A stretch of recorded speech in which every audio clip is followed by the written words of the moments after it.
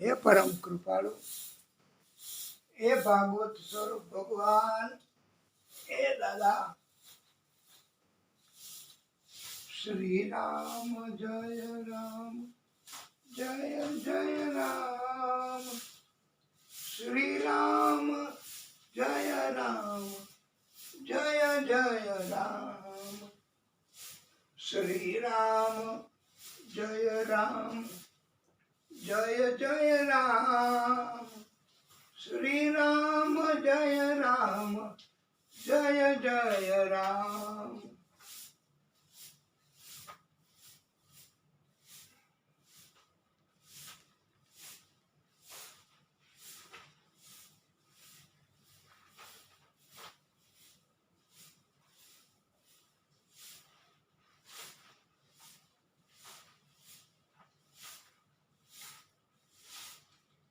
बोलिए रामचंद्र भगवान की जय।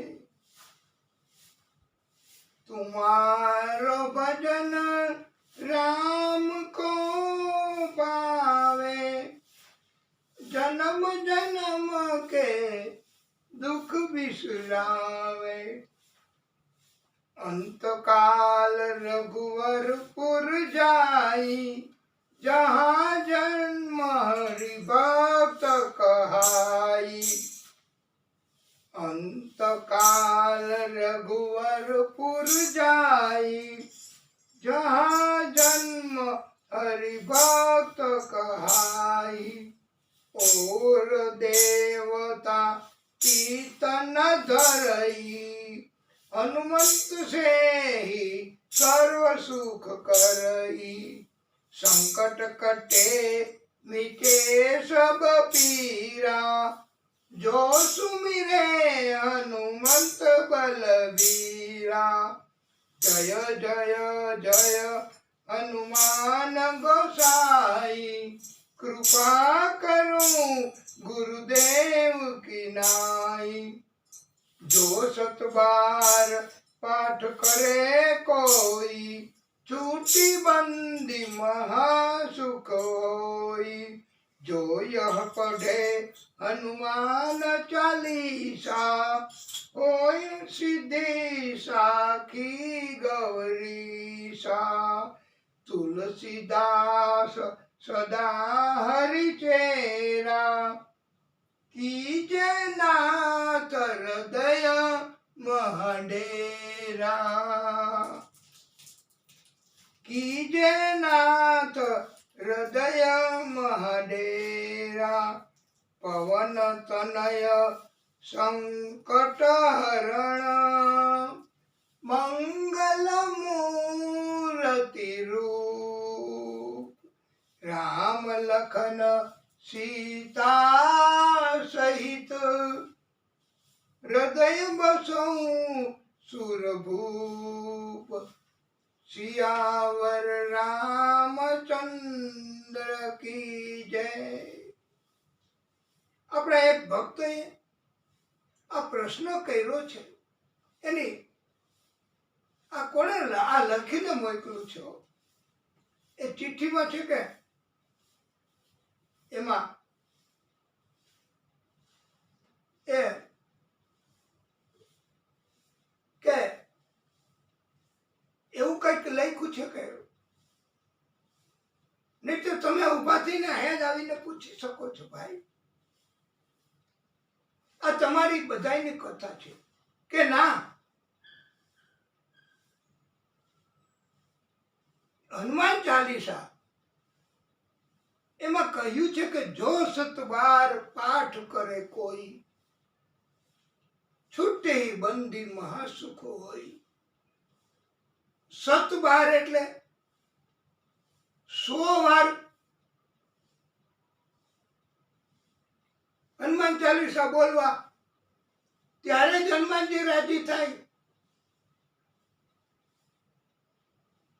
એવું હોય છે કે 7 બાર એટલે શું? આમ તો જો કે આ પ્રશ્ન ઘણો વિકટ છે, અમારું પણ કામ નથી આ જવાબ આપવાનો આ બહુ લખ્યું છે એમાં, સતબાર પાઠ કરે કોઈ તો એને છૂટે બંધીમાં સુખ હોય. પણ 100 વાર પાઠ કેમ કરવા હનુમાનજી? આમ તો એ દાસ છે તો દાસ તરત રાજી થઈ જાય. તો 7 એટલે 100 વખત એવો અર્થ આ નથી કરવાનો વાલા ભક્તો, એવું અમને લાગે છે અમારા કહેવા મુજબ. 7 એટલે 100 વખત નહીં.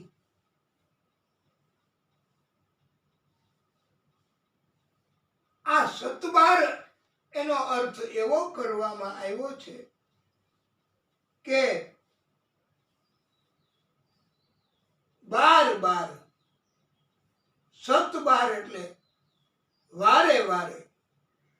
એટલે આપણે કથામાં પણ નથી વારે વારે, બસ 2 ચોપાઈ લે લો, હનુમાનજી ખુશ રાજી. એ તો કરુણા કરવા વાળા છે. અને વારે વારે દિવસ દરમિયાન તમે પાઠ કરો હનુમાન ચાલીસાના, એવું કહેવાનો અભિગમ છે કે વારે વારે પાઠ કરો તો ક્યારેય તકલીફ નથી આવતી. એમને યાદ કરવાના, એમને રાજી કરવાના. શ્રી રામ જય રામ જય જય રામ. શ્રી રામ જય રામ જય જય રામ. અંજनी के लाल पवन पुत्र हनुमान. अंजनी के लाल पवन पुत्र हनुमान. हमारी आंखों के तारे हैं प्रभु श्री राम. बोलो जय जय सिया राम जय जय सिया राम. श्री राम जय राम जय जय राम. श्री राम जय राम जय जय राम. श्री राम जय राम जय जय राम. આ એવા ઢાળ ઉપરથી છો એ તમને ખબર પડી ગઈ? નહીં તો એ તમે ગાઈ શકાયો. આપણે હમણાં જ કીધું, કોઈ પણ ધૂન આનંદ અંદરથી જગાવે એ તમે ગાઈ શકો છો. કોઈ પ્રતિબંધ નથી વાલા ભક્તો. ભાગવત એની અંદરનો એવો હાર્દ છે કે તમે જે પસંદ પડે એ नाम ले सको. अरे तुम अपना भी नाम ले सकते हो मेरे भाई, तो भी वो खुश होता है. वो भी उसने ही तो बनाया है सब कुछ. तो आ श्री राम जय राम जय जय राम. बहारो फूल बरसाओ. श्री राम जय राम जय जय राम. मेरा महबूब आया है. श्री राम जय राम जय जय राम. श्री राम जय राम जय जय राम. સુંદર એવી ધૂન ભજન એનાથી પ્રભુ રાજી થાય છે. ઘણી વખત આપણને એવું લાગે કે ભક્તિ કરીએ છીએ, પણ પ્રભુ કૃપા નથી કરતા, દુઃખ કષ્ટ નથી આપણા નાશ પામતા, તો શું કરવું હવે? ક્યાં જાવું? ભાગવતકારોએ તો મૃત્યુંજય મંત્ર એને પણ પ્રમુખ મંત્ર તરીકે સ્વીકાર્યો છે. ઓમ ત્ર્યંબકમ યજામહે સુગંધિમ પુષ્ટિવર્ધનમ ઉર્વારુકમેવ બંધનાન મૃત્યોર્મુક્ષીય મામૃતાત. આ દિવ્ય મંત્ર છે વાલા ભક્તો, મહાદેવજીને બહુ પ્રિય છે. અમે અમારી જાણકારી મુજબ આ મંત્ર આપને કહીએ છીએ. અમે કોઈ અમારી વિદ્વતા સાબિત કરવા માટે નથી કહેતા. આપણો હેતુ ભક્તિનો છે બસ. મુકુંદ ઋષિ અને મનસ્વીની દેવી એમણે મહાદેવજીનો કઠોર તપ કર્યું. એના નસીબમાં પુત્ર ન હતો, છતાં પણ મહાદેવજીએ આપ્યો છે. એ આ મંત્ર એના કારણથી. પણ શરત અલ્પ આયુષ્યની. એ આયુષ્ય હવે પૂરું થવા આવ્યું. એમને દુઃખી થયા માતા પિતા કે હવે આ પુત્ર વયો જશે, એનું આયુષ્ય પૂરું છે.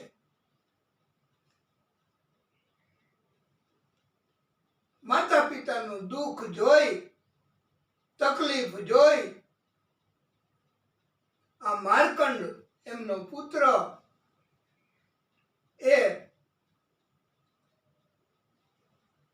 મહાદેવજીને તાત્કાલિક પ્રસન્ન કરવા, રાજી કરવા માટે આ મૃત્યુંજય મંત્ર મંદિરમાં જઈ શરૂ કરી દીધો છે. યમના દૂતો એમને લેવા આવે છે, પણ લઈ શકતા નથી, આવી શકતા નથી. યમરાજા પોતે આવ્યા. મહાદેવજી એમણે દર્શન આપ્યા છે. યમરાજાએ પ્રણામ કરી પ્રાર્થના કરી છે, પ્રભુ આપનો આદેશ જણાવો. મહાદેવજીએ કહ્યું છે કે મેં એનું આયુષ્ય હવે પછી એટલું બધું લંબાવી આપ્યું છે કે તમારે એને લેવા આવવું નહીં પડે. હું આદેશ કરીશ ત્યારે તમારે આવવાનું. એટલું મેં એનું આયુષ્ય લંબાવી દીધું છે. બોલો, આજે પણ આ માર્કંડ ઋષિ એ મહાદેવજીની કૃપાથી બહુ જ આયુષ્ય આજે પણ છે. એમની કથા આપણે કરીએ એટલે એ અહીંયા પણ આવી જાય છે. આ મંત્રનું પરિણામ, મંત્રનું ફળ બતાવ્યું છે. આવા દિવ્ય મંત્ર, પણ આપણામાં પાત્રતા હોવી જોઈએ. બસ પાત્રતા નહીં હોય તો મંત્ર એમની અસર નહીં થાય. મંત્ર એનું કાર્ય તો કરે જ છે. એ સમયમાં કરતા મંત્ર તો સૂર્ય પુત્ર તરીકે પ્રાપ્ત થયા છે. એ સમયમાં મંત્રોથી દીકરાઓ આપ્યા છે. વ્યાસ ભગવાને પણ મંત્રોથી દીકરાઓ આપ્યા છે. મંત્રોની અસર આજે પણ એવી જ અને એટલી જ છે, પણ આપણામાં શુદ્ધતા, પાત્રતા નથી રહી. એને કારણે આપણને એમ થાય છે કે મંત્રનું મહત્વ ઘટ્યું છે. પણ વાલા ભક્તો, મંત્રનું મહત્વ ક્યારેય ઘટવાનું નથી. એ પછી આપણે એની કથા આગળ કહીશું. પણ મૃત્યુ બે પ્રકારના, એક તો વિધિના વિધાન મુજબ મૃત્યુ આવે, એ મૃત્યુ એ મહામૃત્યુ કહેવાય છે.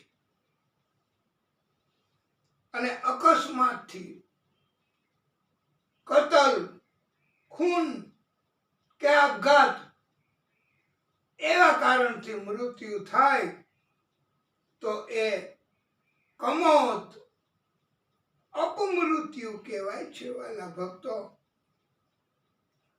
અને કમોત થાય પછી વિધિનું વિધાન, એ મૃત્યુ આવે, એ સમય દરમિયાન એ પ્રેત બનવું પડે છે. ભાગવતજીની કથા પ્રેત પીડા નાશીની છે.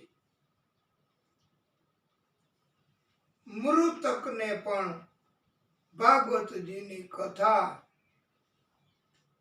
એ શાંતિ આપનારી કથા છે. સુખદેવ પ્રભુ દિવ્ય કથા સંભળાવે છે. મનુ ભગવાનના બે પુત્રો પ્રિયવ્રત અને ઉતાનપાદ, એમાં ઉતાનપાદ એ રાજા બન્યા છે. એને બે રાણીઓ છે, એક સુનીતિ અને એક સુરુચિ. સુનીતિ રાણીનો પુત્ર ધ્રુવ અને સુરુચિ રાણીનો પુત્ર, એનું નામ ઉત્તમ. ઉત્તમ એટલે એનું નામ જ ઉત્તમ. ઉત્તમ એટલે સારું નામ એવું નહીં, એનું નામ ઉત્તમ રાખ્યું હતું. આમ અઘરું નામ તો કહેવાય સમજવામાં, સમજાવવામાં, એટલે અઘરો કેસ તો કહેવાય જ.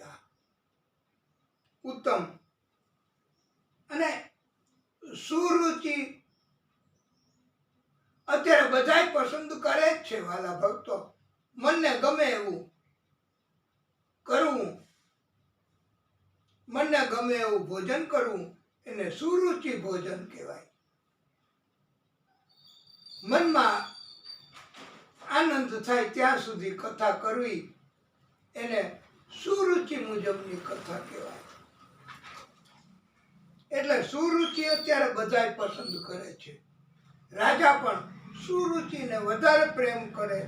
એ માનીતી અને નીતિ, કોઈને નીતિ નિયમમાં રસ નથી હોતો. આજે જ 11 છે, આપણે કહેશું કે તમે નિયમ પાળો, દર 11 કરવી. થઈ શકે તો ઉપવાસ, નહીતર એક ટાઈમ ભોજન લેવું, ફલહાર કરવા. એવી રીતે 11 તો કે ના, હવે નથી રહી શકાય એમ આજે, કારણ કે આમંત્રણ છે. સુંદર ભોજન મૂકીને અમારાથી 11 ન થાય. આ કહેવાય મનને ગમે એવું વર્તન કરવું.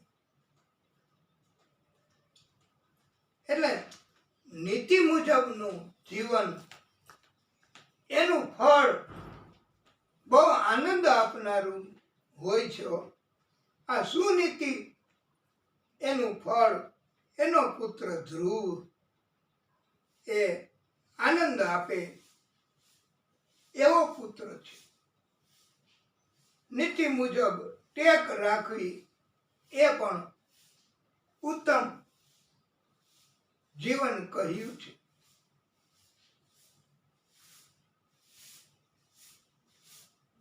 જાય ઉતાન પાદસ્ય સુનીતિ સુરુચિ તયો સુરુચિ પ્રેયસી પ્રત્યુઃ નેતરા તત સુતો ધ્રુવ.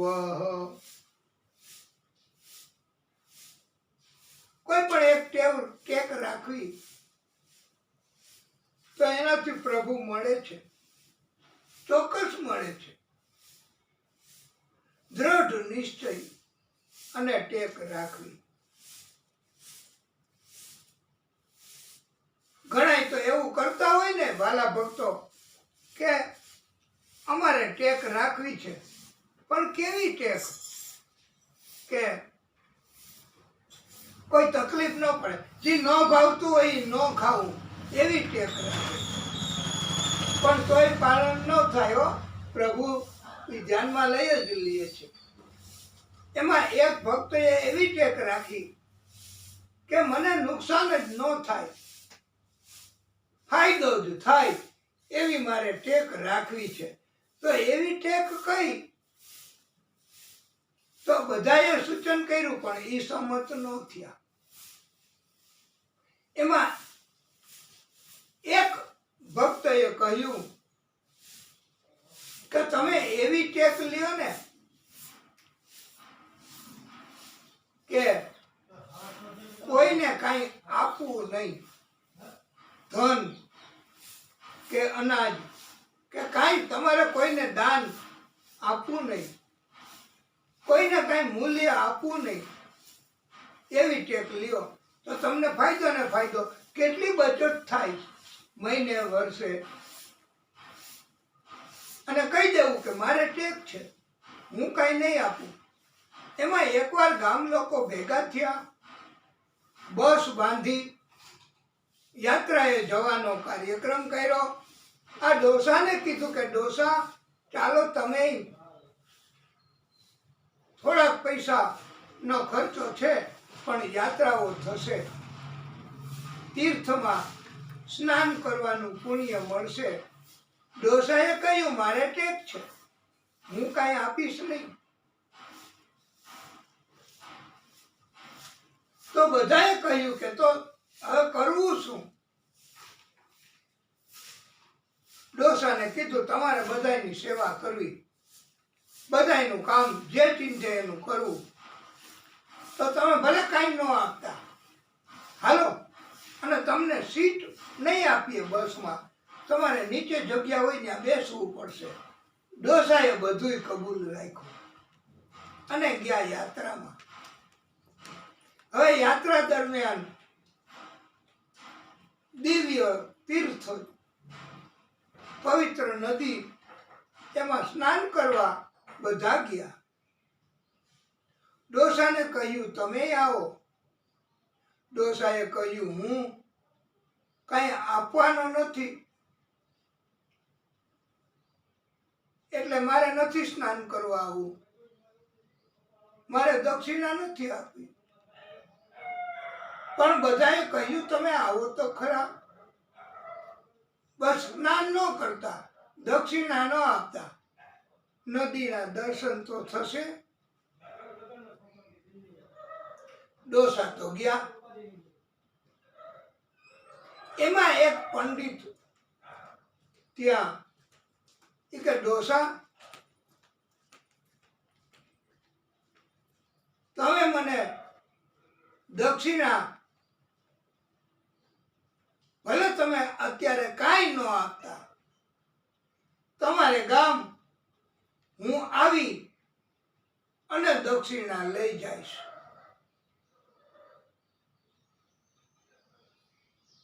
ડોસાએ વિચાર્યું કે મારું ગામ અહીંથી વાહનમાં આવવું તો પણ 2000 રૂપિયા તો ખર્ચ જોઈએ અને એટલો સમય કાઢવો પડે. તો ડોસાએ કહ્યું હું તમને 100 રૂપિયા આપીશ દક્ષિણાના, પણ ક્યારે? કે તમે મારે ત્યાં આવીને દક્ષિણા લેવા આવશો ત્યારે.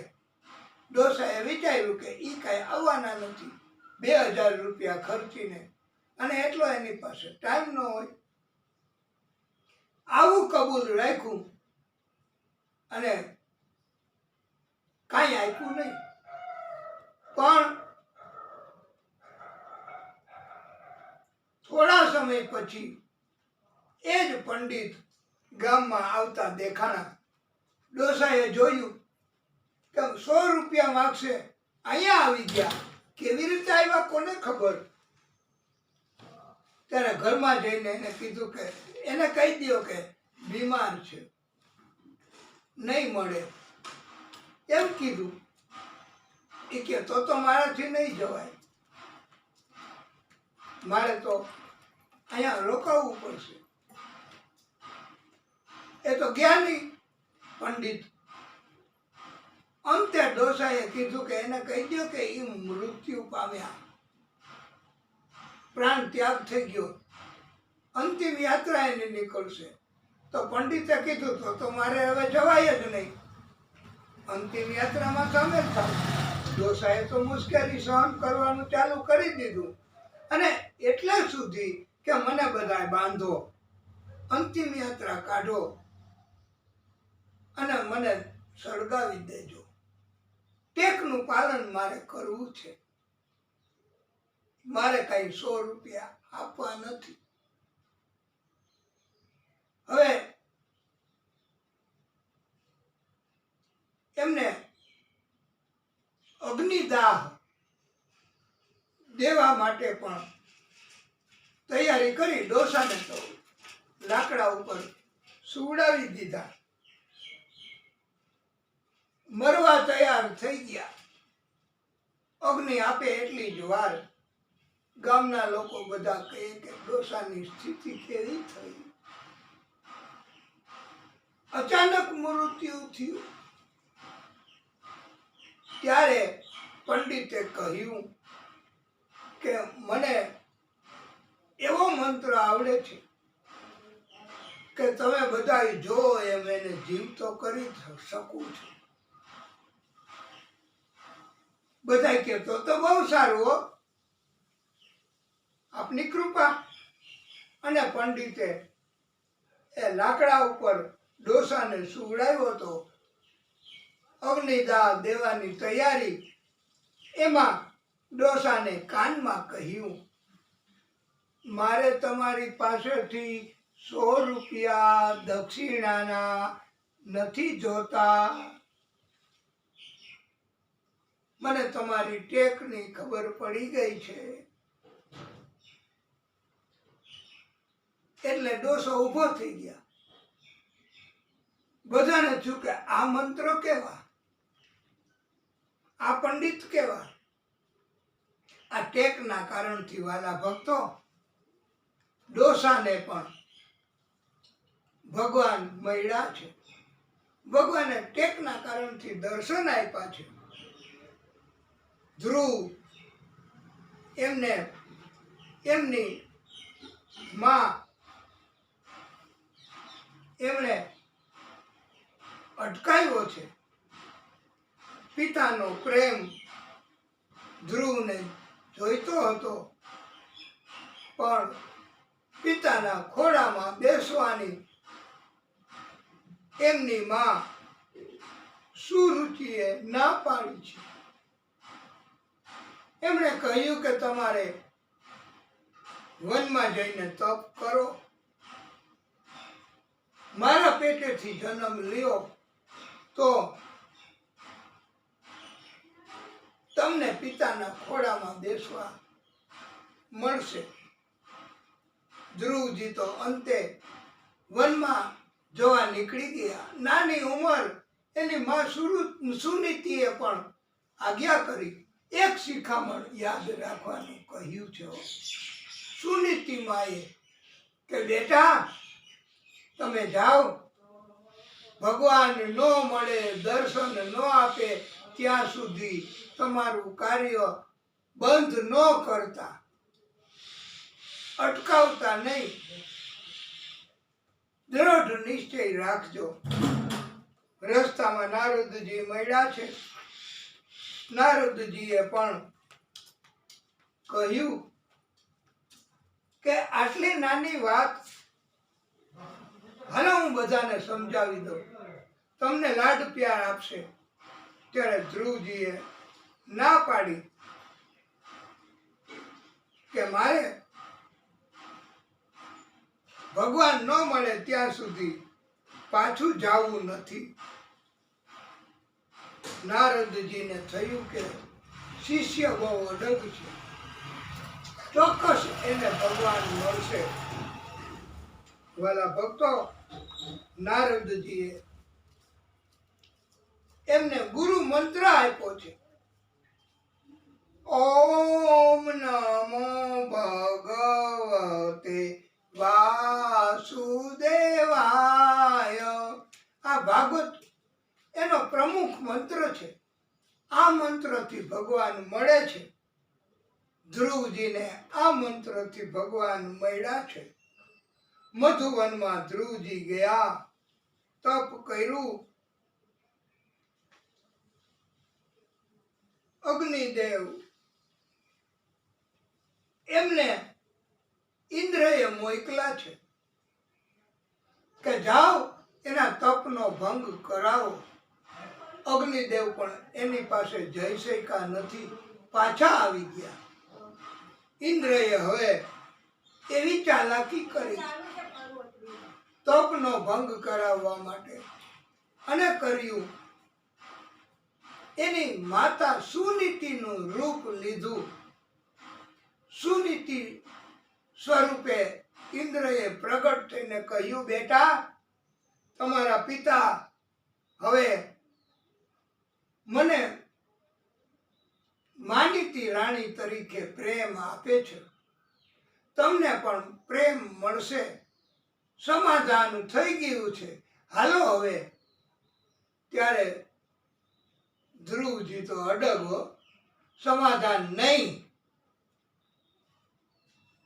આ જ કથા, આ જ સિદ્ધાંત, આના ઉપરથી જ આ અગાઉ પણ આવા પ્રસંગો, એનું વિડીયોકરણ, એનું ઉતાર્યું છે, અને એવો પ્રસંગ મૂક્યો છે, જાહેર કર્યો છે કે વીર સિંહ કે સાથ एक ही सौदा हो सकता है मौत का.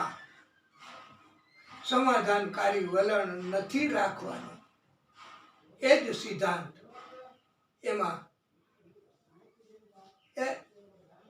જેણે આવા સિદ્ધાંતો ભાગવતમાંથી લીધા અને ફિલ્મ બનાવ્યા, એ બહુ કમાણા છે.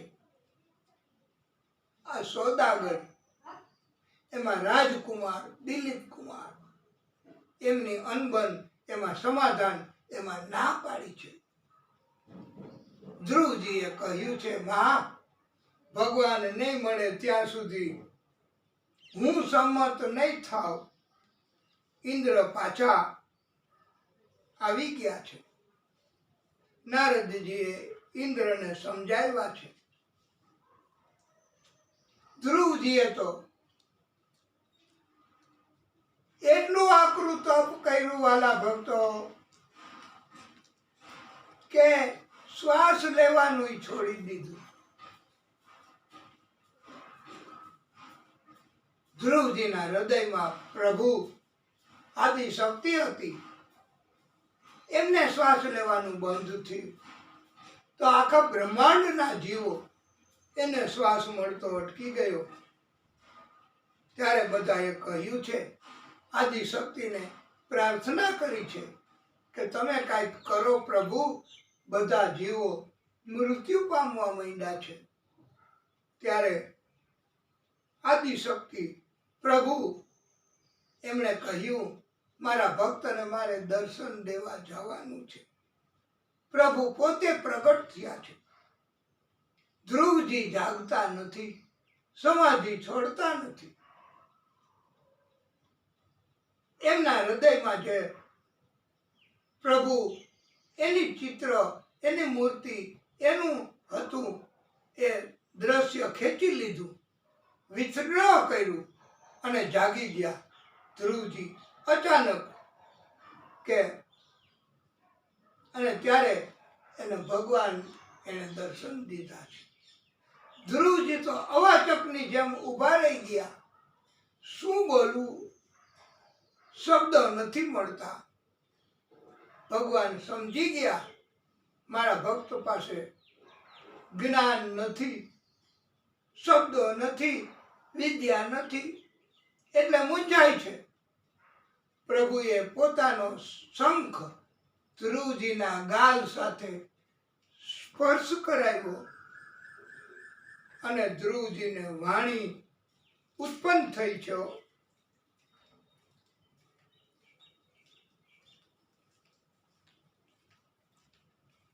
ધ્રુવજીએ પ્રભુની સ્તુતિ કરી છે. 12 શ્લોક આપણે પણ પ્રભુની સ્તુતિ કરવાનો પ્રયત્ન કરીએ. યોંતઃ પ્રવિશ્ય મમ વાચમિમામ પ્રસુપ્તામ સંજીવ યન્યખિલ શોધિરઃ સ્વધામ્નામ અન્યાનસ્ય હસ્ત ચરણ શ્રવણમાદિન્મો ભગવતે પુરુષાય તુભ્યમ માયાસ્ય યોરુ ગુણ્યા મહત દ્વાદશેષમ સૃષ્ટાનું વિશ્ય પુરુષ તદ મૃદુણેષુ નાનેવ દારુષુ વિભાવસુ યદ વિભામી. પ્રભુ ધ્રુવજીના મનના સંકલ્પ વિચાર જાણી ગયા છે. પ્રભુ કહે છે હવે પ્રભુ ઉવાચ વેદાંતે વ્યવસિતમ રુધિરાજન્ય બાલક તત્પ્રેચ્છામિ ભદ્રમ તે દુરાયમી સુવ્રત.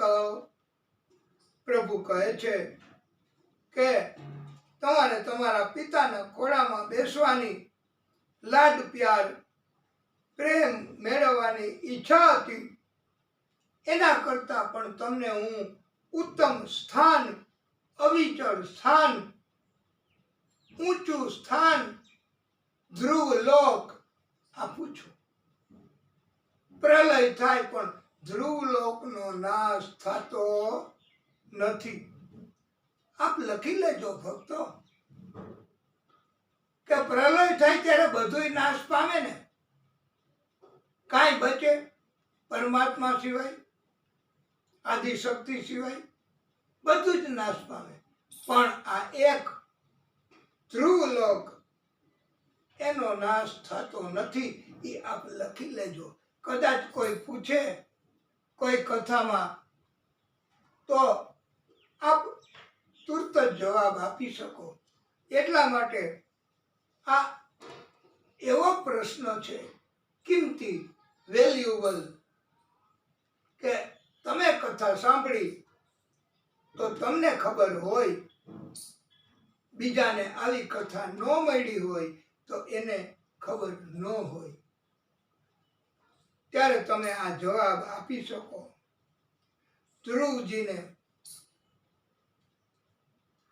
આ ભૌતિક સુખ પણ જોતું હતું ને, તો ભગવાને એ પણ જાણી લીધું. ઘણા ભક્તો કહે છે કે અમારે મોબાઈલ જોઈએ, વિમાન જોઈએ, બંગલા જોઈએ, નોકર ચાકર જોઈએ, સત્તા જોઈએ, પૈસા જોઈએ, બધું જોઈએ. તો ભગવાનની ભક્તિ કરે, ભગવાનનું તપ કરે તો બધું મળે છે. માયગા વગર મળે છે. ધ્રુવજીને ભગવાને 36,000 વર્ષ સુધી રાજ્ય કરવાની શક્તિ આપી છે. આવું ભગવાને વરદાન આપ્યું છે.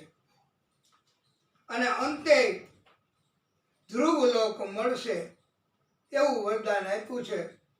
તો હે કલયુગના મનુષ્યો, પૈસા, મિલકત, સત્તા એનાથી કાંઈ મળતું નથી. મળે તો પણ એ કામ ચલાવવું હોય છે. પ્રભુની ભક્તિ આ ધ્રુવજીએ કરી. લખી લેજો ભાઈ, એમને બધું જ આપ્યું છે. 36,000 વર્ષ સુધી રાજ્ય આ જગત આપી શકે તમને? દુનિયા તમને આપી શકે? બહુ તો બધી મુદત હોય છે ને હવે તો, કે નહીં? તમે ચૂંટાઈ જાઓ એવું થાય, સત્તા મળે, એની મુદત હોય છે ને હવે. કેટલી? વર્ષ, 2 વર્ષ, 5 વર્ષ. અને સરકારની નોકરી, એનો પગાર, એ કઈ સુખ આપે તો એની એ મુદત હોય છે ને ભાઈ, કે નહીં? કેટલા વર્ષ? 58 કે 60. પછી તો નિવૃત્ત થઈ જાય છે ને. પછી સરકારે ના પાડે કે હવે અમે તમને કાંઈ નહીં આપીએ. અલબત્ત કોઈ પેન્શન કે એવી કઈ યોજના હોય તો અમને ખબર નહીં હો ભાઈ. તો એ પણ કેટલું કાયમી તો આ ભગવાન જ આપી શકે. આ ભાગવત ભગવાન, આ આદિશક્તિ માટે એમની ભક્તિ કરવી. અને એમ કહ્યું છે કે હે ધ્રુવ, તમને ક્યારેય ગઢપણ નહીં આવે. આ કેવડા મોટામાં મોટું વરદાન કહેવાય. અત્યારે તો કળિયુગ 40-45 વર્ષની ઉંમર થાય તો એ કે હવે મારાથી નથી હલાતું. અમારે માનતા છે હાલીને જવાની, પણ નહીં પૂરી થાય. પછી કોઈને બોલાવવા પડે. જે ભક્તિ કરે છે એને ભગવાન શક્તિ આપે છે હાલવાની. એવું આજે પણ કળિયુગમાં માને તો છે જ. જાઓ તમે પૂછો આ રિશ્તેદારોને, આપણી સાથે સંકળાયેલા છે એમને, કે એમની માનતા પૂરી કરવા 270 કિલોમીટર ભક્તો તૈયાર થયા છે. પણ છતાંય એમને કિંમત ન હોય. પણ ભક્તોએ એટલા માટે તૈયારી બતાવી અને કાર્ય કર્યું હોય કે પ્રભુ તો નોંધ લે છે ને ભક્તિની, માનતા પૂરી કરાવવાની. અને ભગવાન તો આપે એટલું, માગો 10 તો આપે 20. આ છે આપણા Dwarkadhish.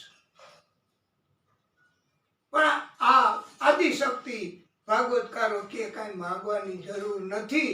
You take the example of Dhruv. કાંઈ નથી માગ્યું અને 36,000 વર્ષ સુધી રાજ્ય.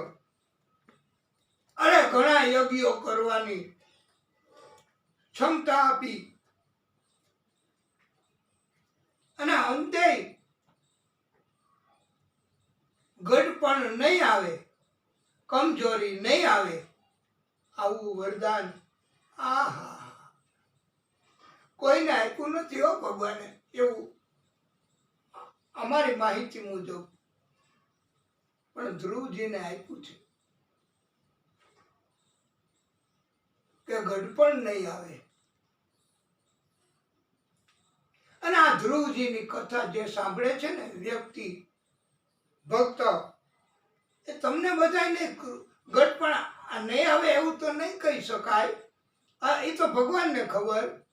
પણ તમને ગઢપણમાં શક્તિ અને મદદ ચોક્કસ આ ભાગવત ભગવાન કરશે જ.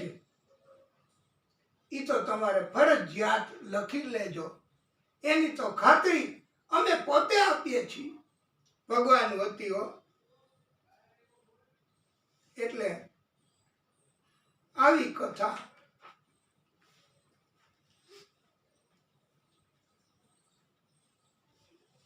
પ્રભુ એ કૃપા કરે છે. ધ્રુવજીએ પણ લગ્ન કર્યા છે, એમને પણ સંતાનો અને બધું જ મળ્યું છે. ભક્તિ કરવાથી બધું જ મળે છે. માગવાની જરૂર નહીં, જે ઈચ્છાથી ભક્તિ કરો એ મળે છે. પ્રભુ પોતે જાણી લે છે કે મારા ભક્તને શું ઈચ્છા છે, અને આવું પ્રભુ આપે છે. શ્રીનાથજી બાવા એમની જો દર્શન ઝાંખી કરી હોય કોઈ ભક્તે, તો શ્રીનાથજી બાવા એની પીઠિકા, એની આસપાસની જગ્યા, એમાં મસ્તક, એના મુકુટમાં ઉપરના ભાગે સુખ પોપટનું ચિહ્ન છે. એ સુખદેવ પ્રભુ પોતે જેણે પરીક્ષિતને કથા સંભળાવી, એ બીજું ચિહ્ન પણ એક પોપટનું છે. એ શ્રીનાથજી બાવાની નાકની વાડીમાં ઊંધો લટકે છે ને, એ પોપટ એ હોઠથી થોડોક જ દૂર, પણ એમને હજી તક નથી મળી. આટલી દૂરી એ પણ દૂરી રહે છે. ભક્તિ કરે, સેવા કરે, એને પ્રભુ બોલાવી લે, આમંત્રિત કરે છે, એમની નજીક જાય છે.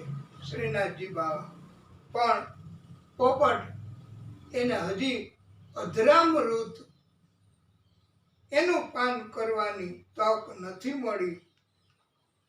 આવી આપણી સ્થિતિ પણ થાય, અને થોડુંક જ દૂર રહેવું પડે. પણ જો ભક્તિ વધારીએ તો કૃપા વધે અને દૂરી મીટે છે. ત્રીજું ચિહ્ન કપિલ મુનિનું છે. એ ભાગવતજીની કથાના ત્રીજા સ્કંદની સાથે એનું જોડાણ છે. માતા દેવહૂતિને બોધ આપ્યો છે, ઈ આ કપિલ મુનિ. ચોથું, શ્રીનાથજી બાવાની પીઠિકામાં બે મુનિઓ, એના ચિહ્ન છે. એક ધ્રુવજી અને બીજા નારદજી. આ ગુરુ અને શિષ્ય એ ભાગવતજીના ચોથા સ્કંદ સાથે જોડાયેલ છે. શ્રીનાથજી બાવાની પાછળના ભાગે કંદરા દિવ્ય તેજ હોય છે, એને આભા કહેવાય છે. આ પંચમ સ્કંદની કથા સાથે જોડાયેલ છે. છઠ્ઠું, ગાય અને વાછરડાનું ચિહ્ન છે. ભાગવતજીની કથાના છઠ્ઠા અને સાતમા સ્કંદની સાથે સીધું જોડાણ છે. આ પુષ્ટિ લીલા શ્રીનાથજી બાવા પણ કરે છે. પોષણ લીલા કૃષ્ણની જેમ શ્રીનાથજી બાવા પણ કરે છે. શ્રીનાથજી બાવા કહે, યમને મહારાણી અને વલ્ભાચાર્યજી, તમે ભક્તોનો મારી સાથે સંબંધ કરાવો, મેળાપ કરાવો, સંપર્ક કરાવો, બસ પછી હું એ ભક્તનું હંમેશા ધ્યાન રાખીશ. આવા શ્રીનાથજી બાવા કરુણાના કરવાવાળા છે, અને એટલે વૈષ્ણવો પોતાના બાળકોને બ્રહ્મ સંબંધ કરાવે છે. આચાર્યો સાથે એમને કાનમાં મંત્ર અપાવે છે. આને કહેવાય બ્રહ્મ સંબંધ. પુષ્ટિ માર્ગની કથા એમાં કહ્યું છે, શ્રીનાથજી બાવાનો એક હાથ આવી રીતે ઊંચો છે. એ બોલાવે છે કે આવો ભક્તો, મારી પાસે, હું તમારું સર્વ પ્રકારે પાલન પોષણ કરીશ. આદિશક્તિ સ્વરૂપ એમણે પણ કહ્યું છે કે તમે બધું છોડીને મારા શરણે આવી જાઓ, હું તમારું બધું જ કરી દઈશ. તો આપણે આ વાત નથી સમજતા, જ્ઞાન નથી, અને એમ કહીએ છીએ કે પૈસા પૈસા પૈસા, મિલકત મિલકત મિલકત, જે સોંપ્યું હોય તો કરવું ને, એ છોડી દેવું અને સાધુ બની જાઓ. તો ન બની શકો તો કાંઈ નહીં મેરે ભાઈ, થઈ શકે એવી ભક્તિ કરવી, એવી સેવા કરવી. અને શ્રીનાથજી બાવા અને આદિશક્તિ એનો બોધ જેટલો સ્વીકારાય એટલો સ્વીકારવો બસ. અને એ આપણું પાલન પોષણ કરશે. જરૂરી હશે એટલું ધન પણ એ આપશે. કોઈ ને કોઈ રીતે એ ધન અને મિલકત અને માણસો અને સત્તા અને જૂથ આપશે. તો આપણે ભક્તિ પ્રભુ કરાવે એટલી કરવી ભાઈ. આપણે નથી ભગવાનને રાજી કરવા અને નથી કરી શકવાના. અને ભક્તિ ન થઈ શકે તો ભલે મેરે ભાઈ બહેન, પણ વિરોધ તો ન જ કરવો. એ આજથી તમે એવી કોક ટેક લઈ લેજો, આજે 11 છે તો, કે અમે ક્યારેય કોઈનો વિરોધ નહીં કરીએ. અરે ભક્તનો તો નહીં જ, ભક્તિનો તો નહીં જ, કથાનો તો નહીં જ. તો મોટામાં મોટી ભક્તિ ગણાશે. શ્રીનાથજી બાવા એની પીઠિકામાં 7મું એક નાગનું ચિહ્ન છે. અને ભાગવતજીની કથા, રાસલીલાની કથા, કાલિય નાગના મર્દનની કથા, સમુદ્ર મંથનની કથા, એની સાથે આ નાગ એની કથા જોડાયેલી છે. અને વાલા ભક્તો, પીઠિકામાં 8મું મયુર મોરનું ચિહ્ન છે. આ ભક્તના લક્ષણો કેવા હોવા જોઈએ? આવા શુદ્ધ, આવા પવિત્ર લક્ષણો કે મયુર જેવા હોવા જોઈએ.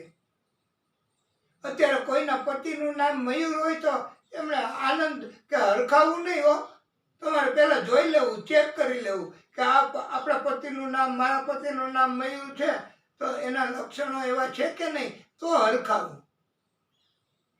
પણ કથામાં એવું કહેવામાં આવ્યું છે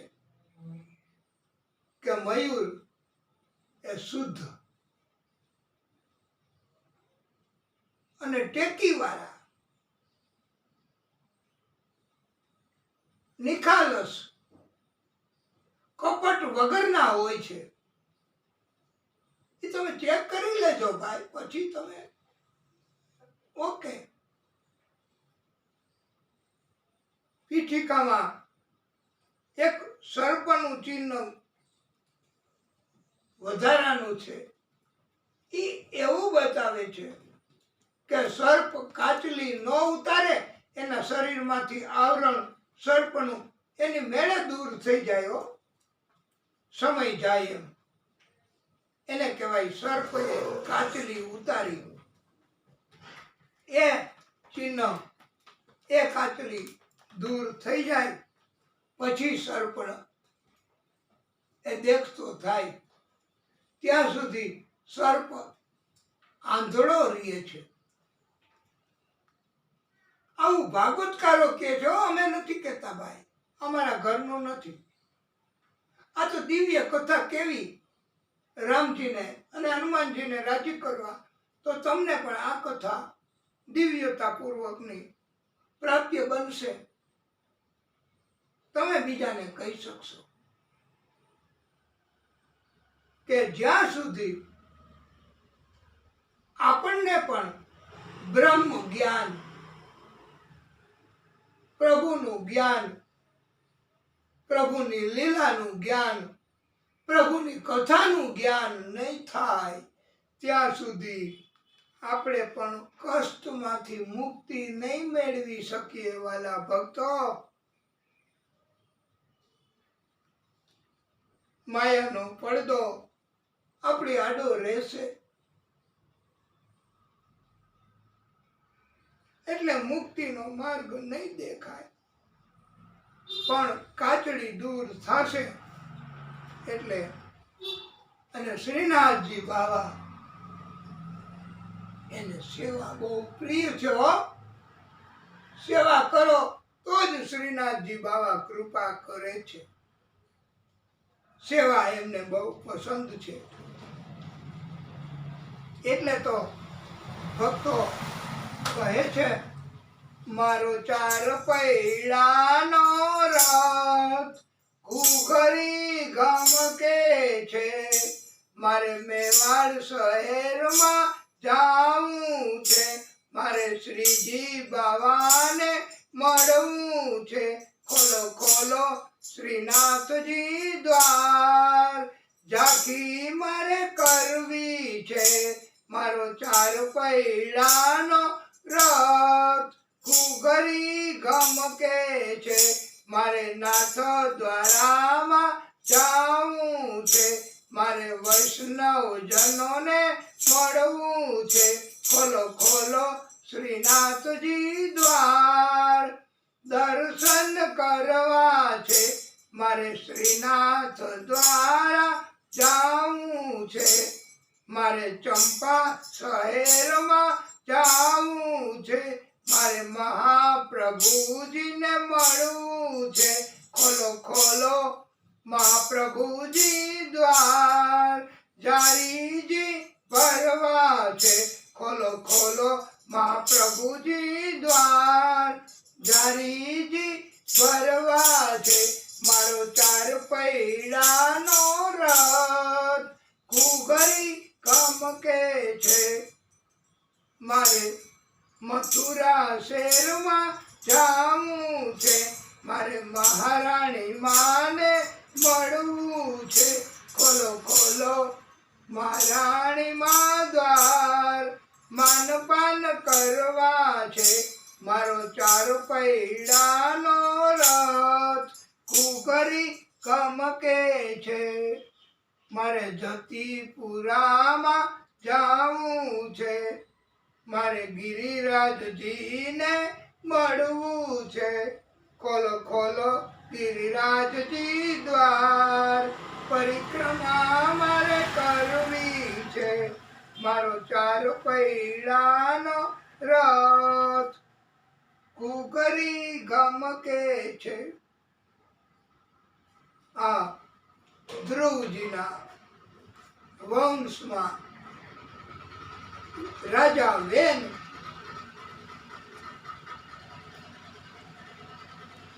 એને પણ ઋષિઓ, પંડિતો, બ્રાહ્મણોએ એના એવા આચરણ વર્તન એના કારણથી એને પણ મૃત્યુ કર્યું છે. પછી રાજા વગરનું રાજ્ય કેમ ચાલે? એમના શરીરનું મંથન કર્યું. નિષાદ જાતિનો બટુક પુરુષ જન્મ્યો. એ રાજા ન થયો, જંગલમાં ગયો. હવે પાછું શું કરવું? ત્યારે પાછું આ વેનના શરીરનું મંથન કર્યું છે. એમાં એક જોડકું જન્મ્યું, એક કન્યા, એક પુરુષ. એમ જોડકું, બે કન્યા નહીં, દો કલિયા. બે કન્યા નહીં, બે પુરુષ નહીં, રામ ઓર શ્યામ. પણ એક કન્યા અને એક પુરુષ, આવું જોડકું જન્મ્યું. એ ક્યારેક જ આવું જોડકું જન્મે હો. અને એને કહેવાય છે વિષ્ણુ લક્ષ્મી. એટલે આપણા પરિવારમાં કે કોઈને એવું આપણે માહિતી છે કે આપણા પરિવારના એક સદસ્ય એમને અત્યારે ગર્ભ છે અને એમને વૈજ્ઞાનિક સાધનો દ્વારા એની ચકાસણી કરાવી છે, તો અત્યારે તેઓને બધાને આનંદ છે કે એક કન્યા અને એક સ્ત્રી એટલે પુરુષ, આવું જોડકું છે અત્યારે ગર્ભમાં. તો અત્યારે બહુ આનંદ છે. અને કથામાં આવ્યું એમ એ વિષ્ણુ લક્ષ્મી જ કહેવાય. તો એમની પર પણ પ્રભુની કૃપા તો કહેવાય, પ્રભુની ભક્તિ તો કહેવાય. અને એ ભક્તો અત્યારે જામનગરમાં છે, સેવા પૂજા કરે છે, મહાદેવજીની કરે, આદ્ય શક્તિની કરે, માતાજી દુર્ગામાં. એ ભક્તો એને જેમ કરદમ ઋષિને અગાઉથી કીધું હતું કે તમને સેવા કરવા માટે હું મોકલું છું, મારા ભક્તો તમને કન્યા આપશે. અને એમને હરખ થયો હતો. તેમ આપણા આ પરિવારના જન એમને પણ અત્યારે એના ગર્ભમાં એક સ્ત્રી એક પુરુષ છે. એ એમને ખબર પડી ગઈ ભગવાને આવી કોઈ પણ કારણથી કે એ વિષ્ણુ લક્ષ્મી કહેવાય છે.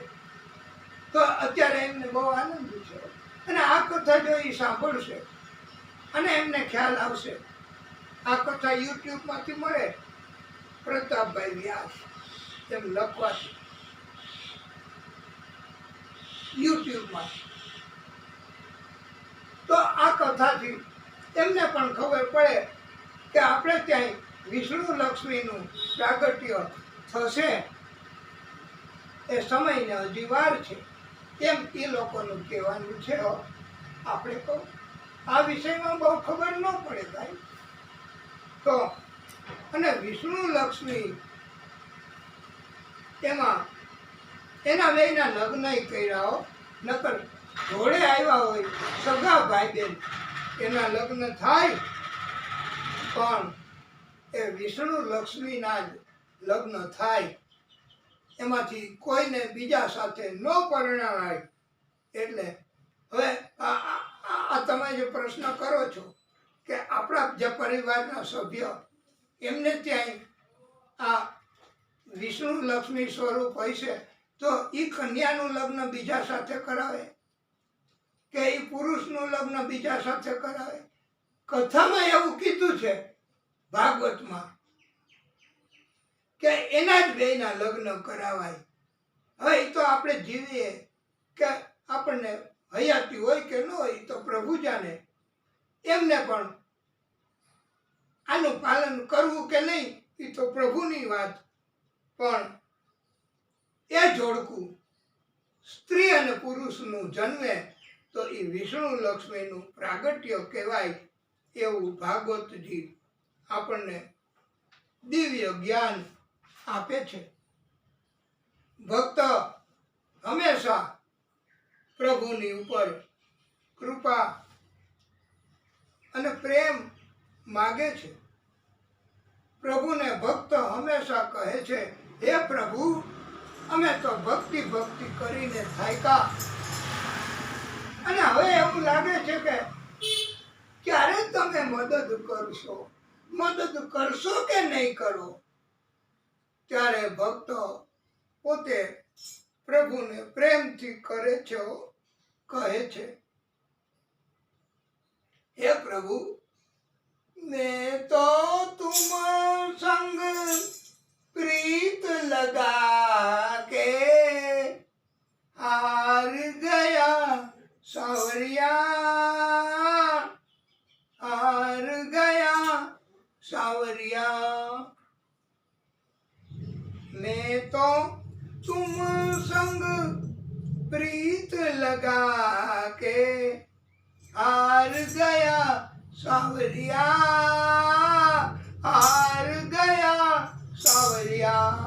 તો આવી પોઝિશનમાં આદિશક્તિ અને આદિશક્તિ સ્વરૂપ કૃષ્ણ, આદિશક્તિ સ્વરૂપ આ ખાટુ શ્યામ, ખાટુ નરેશ, એ પણ આપણને આવી પોઝિશન હોય ને જ્યારે આપણે હારીએ ત્યારે એ મદદ કરે જ છે।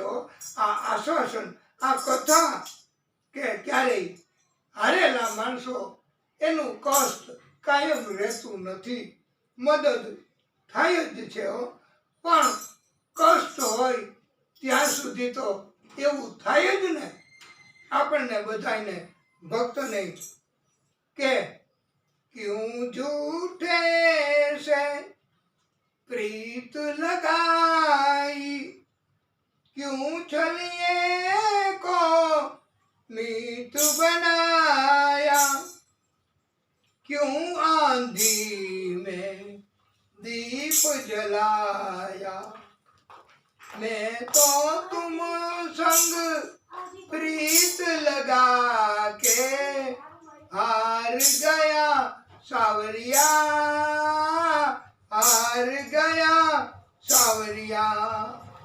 सपने में जो बाग लगाए, नींद खुली तो वीराने थे, हम भी किसी से कितने दीवाने थे। मैं तो तुम संग प्रीत लगा के हार गया सावरिया, हार गया सावरिया। ना मिलती है बेरन अखियाँ, ना मिलती है बेरन अखियाँ, चैन न जाता दिल भी न रोता, काश किसी से प्रीत न होती। मैं तो तुम संग प्रीत लगा के हार गया सावरिया, हार गया સાવરિયા। પૃથુ રાજાના સમયમાં પૃથ્વી અનાજ આપતી ન હતી।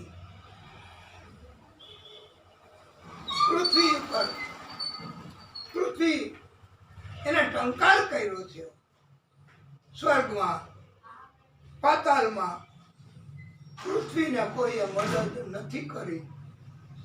અંતે પૃથ્વીએ બિયારણ આપ્યું છે પૃથુ રાજાને, અને એ વખતથી ખેતી અને જમીનમાં વાવવાની પ્રથા શરૂ થઈ છે, અને ઉત્પન્ન અત્યારે અનાજ, ખેત ઉત્પન્ન બધું આપણને મળે છે।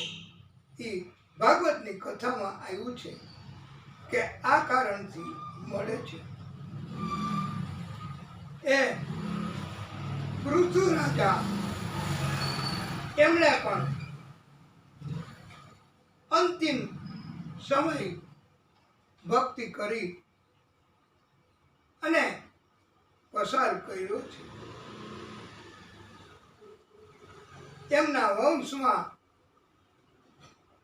બરહિસ અને એમના લગ્ન સમુદ્રની પુત્રી સતદ્રુતિ સાથે થયા અને એમને 10 પુત્રો થયા છે, જે પ્રચેતસ તરીકે ઓળખાય છે. વાલા ભક્તો, સુખદેવ પ્રભુ હવે પરીક્ષિત રાજાને પુરંજનની કથા સંભળાવે છે. પુરંજન એટલે આત્મા, જીવ, અને અભિજ્ઞાત એટલે પરમાત્મા, એ બંને સાથે જ રહેતા, વિચરણ કરતા, ફરતા. એમાં આ આત્મા એ પુરંજન, એને 10 દરવાજા, 9 દરવાજા વાળી નગરી જોઈ. એ આપણું શરીર, એમાં 2 આંખ, મુખ, 2 નાક, લિંગ, ગુદા, 2 કાન, આ 9 દરવાજા. એમાં ગયો અને એ આ બધા સાધનોથી આનંદ કરવા લાગ્યો અને એના કર્મના બંધનો એને નડવા લાગ્યા. આ પુરંજન એમનું આખ્યાન. અને આ શરીર 9 દરવાજા વાળી નગરી છે. એને 10 દરવાજા પણ કહેવાય છે. આ 10મું દ્વાર એ ત્યાંથી લઈ લેવું હતું ને, ત્યાંથી થેલી ના, પણ એ ખાલી. અચ્છા, તો આ ધ્યાન રાખજો, નહીતર પછી એને નુકસાન કરશે. એટલે આ 10મું દ્વાર આપણા બધાયના શરીરમાં એને દુટી કહેવાય છે, નાભી કહેવાય છે. આપણી બધાયની શક્તિ એ કેન્દ્રમાં દુટીમાં હોય છે, બધી શક્તિ. અને પ્રભુ એમણે પણ પોતાની નાભીમાંથી બ્રહ્માજીનું આ કમળ ઉત્પન્ન કર્યું નાભીમાંથી, અને એમાંથી બ્રહ્માજીનું પ્રાગટ્ય કર્યું છે. એટલે આ 10મું દ્વાર આપણા શરીરનું એ નાભી છે, એવું ભાગવતકારોએ આપણને સમજાવ્યું છે. અને ભગવાન અને ઘણા એવું કહે છે કે આ રંગ મહેલ કે 10 દરવાજે. આ શરીર રંગ મહેલ, એના 10 દરવાજા છે. એટલે 9 દરવાજા ઉપરાંત આ 10મું. હવે એમાં આપણો આત્મા એ આંખથી ન જોવાનું જોવે, મુખથી ન બોલવાનું બોલે, કાનથી ન સાંભળવાનું સાંભળે. તો આ બધા કર્મો, આ બધા અપરાધ અને ભોગવવા પડે. પુરંજન આત્મા એને આ ભોગવવું પડ્યું છે. અને એનો બીજો જન્મ સ્ત્રી તરીકેનો થયો. અને એ વખતે એનું નામ, સ્ત્રી હતી એનું નામ પુરંજની રાખ્યું. અને એના લગ્ન થયા રાજકુમાર સાથે, રાજા સાથે. એ પુરંજનીના એ અગાઉના જન્મના કર્મના પરિણામથી. અને રાજા એને સંતાનો થયા. બહુ આનંદ મળ્યો આ પુરંજની સ્ત્રીને.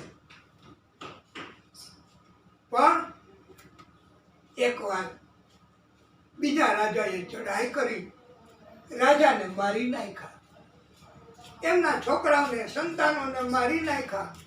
આ સ્ત્રી પુરંજની એકલી પોતાનો જીવ બચાવીને હવે શું કરવું, ક્યાં જવું?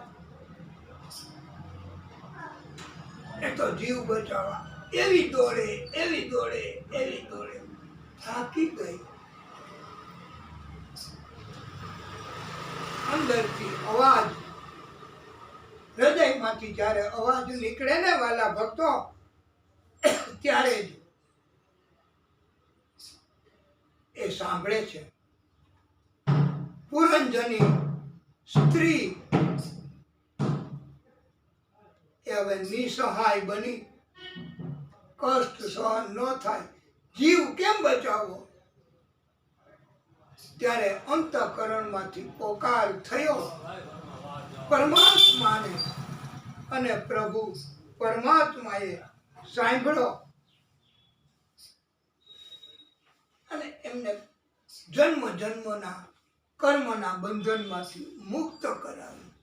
એ આ પુરંજનનું આખ્યાન, પુરંજનની કથા એ સંભળાવી છે વાલા ભક્તો. આ દિવ્ય કથા એ જ આપણો હેતુ છે, કથા સંભળાવવાનો. ભક્તો કહે છે કે તુને અજબ રચા ભગવાન ખિલોના માટી કા. આ આપણે બધા શરીર એ માટીના પૂતળા છીએ ભાઈ. રાખના રમકડા મારા વાલે રમતા રાખ્યા રે, મૃત્યુલોકની માટીમાંથી માનવ કહીને સર્જ્યા રે.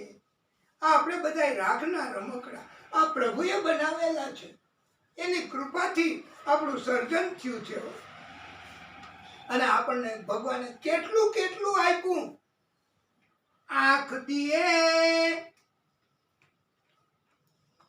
કર પહેચાન, એટલે કાન દિયે હરી ભજન સુનને કો, તું મુખ સે કર ગુણગાન ખિલોના માટી કા.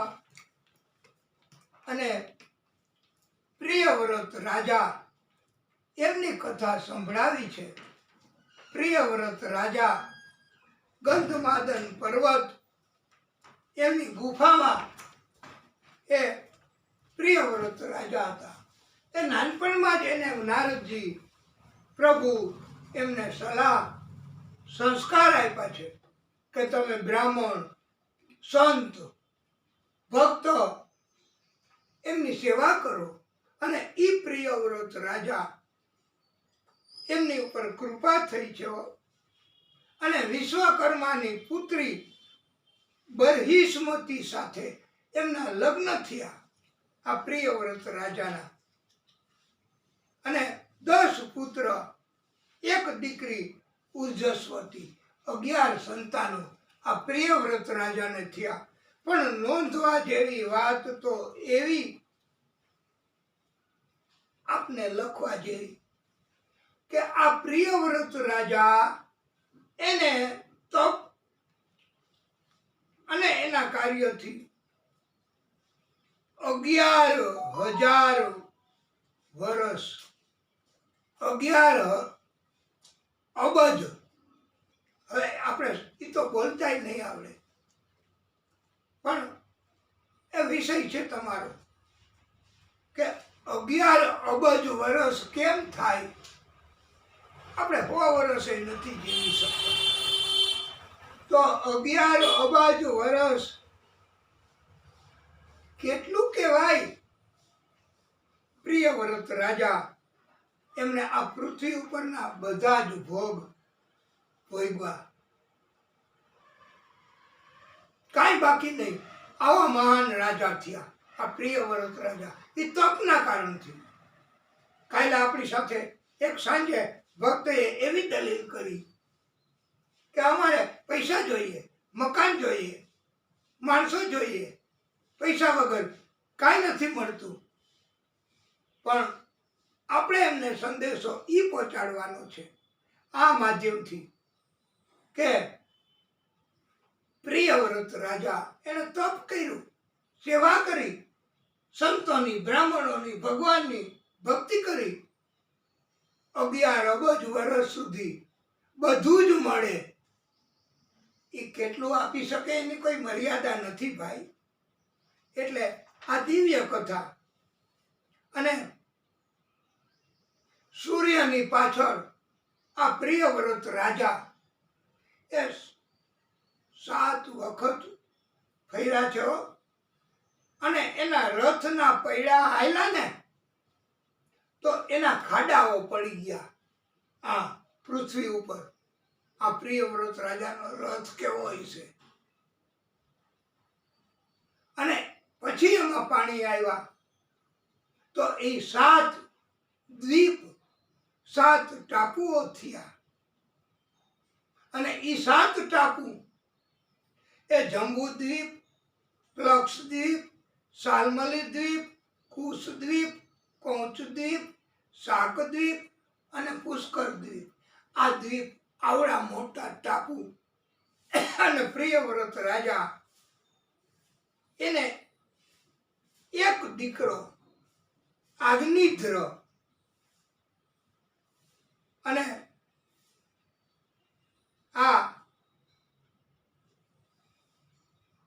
7 દીકરાઓ એમને એક ટાપુનો રાજા બનાવી દીધો. આપણને તો આપણા પિતાઓ શું આપી શકે, એની પાસે હોય એ શું. પણ આપણે તો આવી કથાના માધ્યમથી એવું તો જ્ઞાન મેળવવું કે કમાણી કરવા જાશું તો આખી જિંદગી કમાઈને કાંઈ નહીં મળે, જગત કાંઈ નહીં આપે.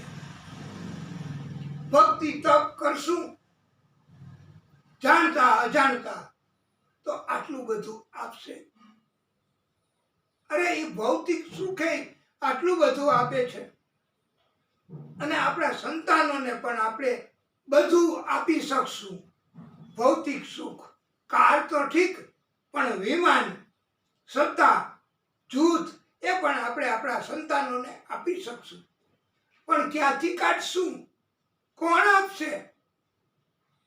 એ કમાણી કરવાથી નહીં, ધંધા રોજગાર કરવાથી. અલબત્ત છોડી દેવું એવું અમારું કહેવાનું નથી, પણ મોટે ભાગે એની સાથે સાથે ભક્તિ બહુ વધારવી.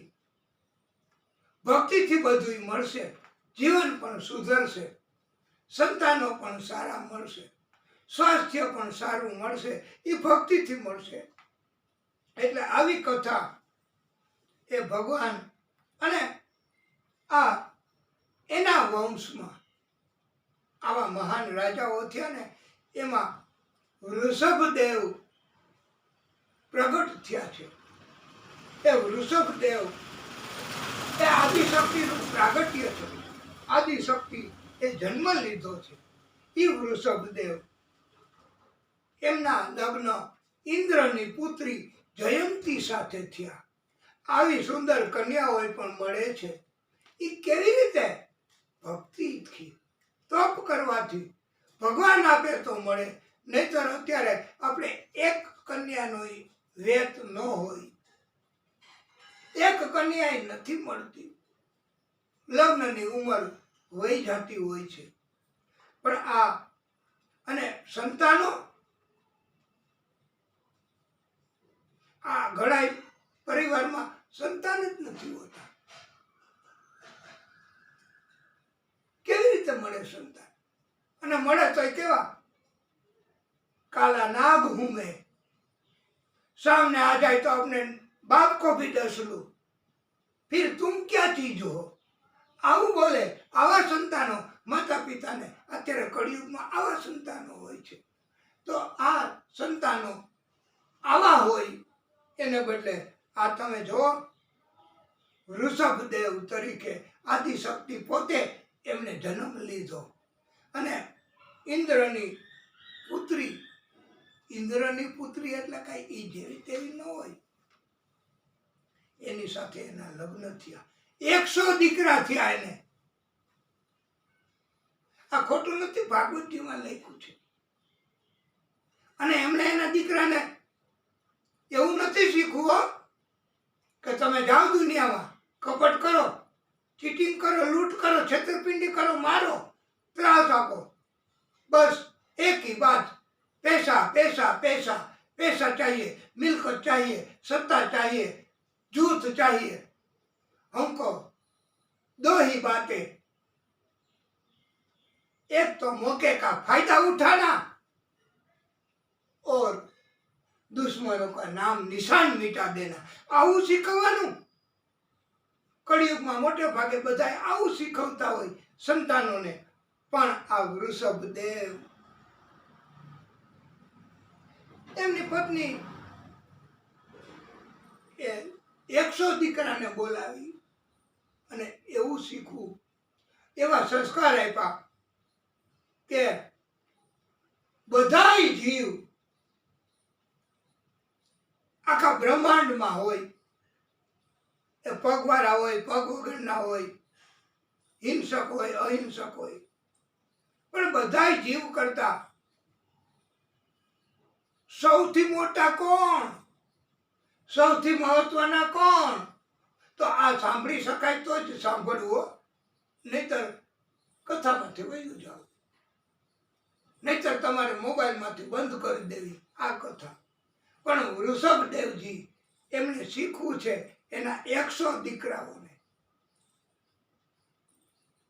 કે બધાય જીવોમાં સૌથી ઉત્તમ અને પૂજનીય એ બ્રાહ્મણ છે.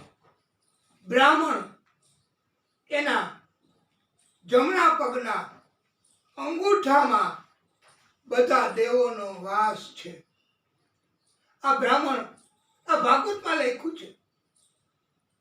અને આપણા કોઈ સદનસીબે બ્રાહ્મણ એક અથવા વધારે જો આપણને દર્શન આપે, આપણી ઘેરે પધરામણી કરે તો આપણા ભાગ્ય એ પલટી જાય છે ભાઈ, કષ્ટ દૂર થઈ જાય છે.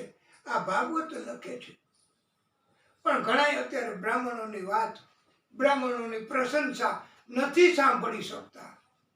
પણ આપણે તો દિવ્ય કથા આમાં લખ્યું છે, હનુમાનજીને અને રામજીને આપણે સંભળાવીએ છીએ, તો આ કથા આપણે કેમ છોડી દેવી? એટલે આવો બોધ આપ્યો છે કે બ્રાહ્મણમાં જન્મથી જ 8 પ્રકારના ગુણ હોય જ. એના કર્મ ઉપર ન જોવું, કર્મ એ જોવાનો અધિકાર બીજા કોઈને નથી, એ પરમાત્મા અને એમને જોવાનું છે. પણ જન્મ થાય બ્રાહ્મણની ઘરે તો 8 ગુણ તો ઓટોમેટિક આવી જાય.